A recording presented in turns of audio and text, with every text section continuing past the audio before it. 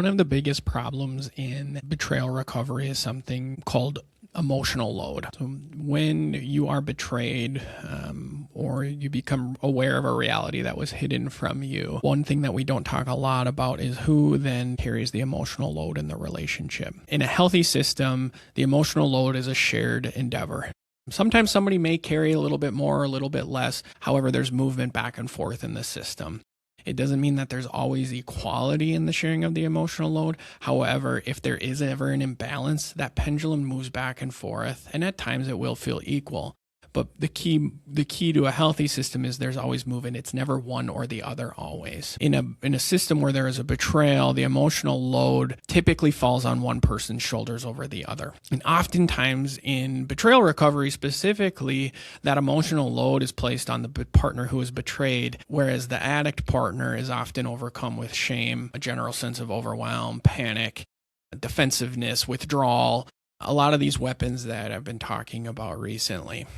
And this is really just backwards because structurally, the system was impacted by the addict. The addict was the one that held all of the power in the relationship by withholding the reality. They also were drawing attention away from that reality by keeping things secret, maybe being defensive at times.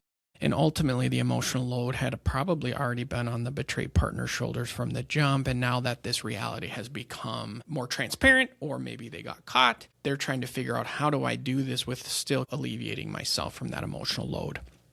So emotional load, if you want to know kind of what it is, these are things like initiating hard conversations. These are things like managing tension or conflict in a relationship. This would include repairing after there has been hurt. We talk a lot about rupture and repair, bringing awareness to problems in the relationship and maintaining emotional connection. And oftentimes when a betrayal or secrets are uncovered and the betrayal occurs, the hurt partner is often in the position where they are the ones driving the process. This is a lot of the reasons why a lot of people who do this type of work advertise specifically to betrayed partners, because they are the ones who are looking for help, not addicts. And it really, in a healthy system, the individual who was responsible for the hidden reality also is responsible for the structural repair, not as a punishment, but as a form of repair. They need to take on that emotional load of repair because they are the ones that were the individuals who robbed the betrayed partner of their reality. And so this can be a really, really covert and really kind of more of a felt experience than it is a transparent one. And so oftentimes when there is information asymmetry, let's call it, where one person has all the information, the other doesn't, we have that, again, that power imbalance, we have emotional disorientation, and that betrayed partner will start asking questions. Their reality just got blown up, and so they want to know, what else is true? What else don't I know? Am I crazy, right? Now, I might be being a little hyperbolic here, but these are really questions that the betrayed partner will be beginning to start to ask. And so really what they're becoming responsible for is investigating what is true and what isn't. What is the reality and what isn't the reality? They start monitoring behaviors because they're trying to figure out, am I safe? What is and what isn't true about this person across from me? They're having to self-regulate the panic in the system, and they're trying to restore a sense of safety to the home and to the system. All the while, their partner is most likely more withdrawn, collapsed, trying to perform really well to ease their partner's emotional suffering. And so this systemic imbalance really creates a lot of problems for couples in recovery because the betrayed partner is the one who's ending up asking all of the questions, pushing for conversations, really driving the reparative process, initiating repair. They're the ones carrying the anxiety both for themselves and for their partners and really working hard to try and rebuild safety.